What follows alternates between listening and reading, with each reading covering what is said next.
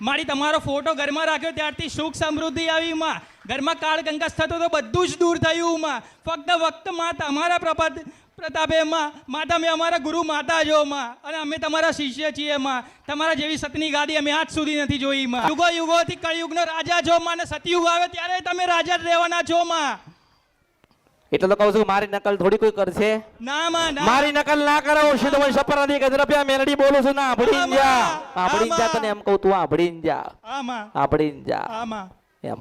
એક કામ કરજે, મંગળવારના દિવસે ઉપવાસ ને એવું તો કરો છો ને? બરાબર ને? મંગળવારના દિવસે ઉપવાસ ને એવું તો કરો છો.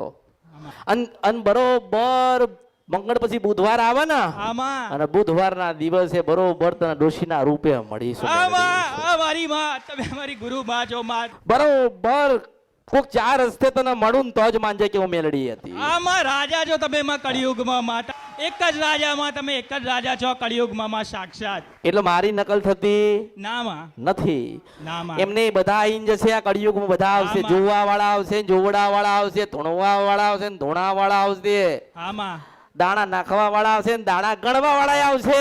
આમાં પણ કોઈ એવું ના કે બરોબર 101 રૂપિયા ડોશીના રૂપે તારા હાથથી લાવું તો જ માનજે કે મેલડી બોલી ત્યાં કળિયુગમાં.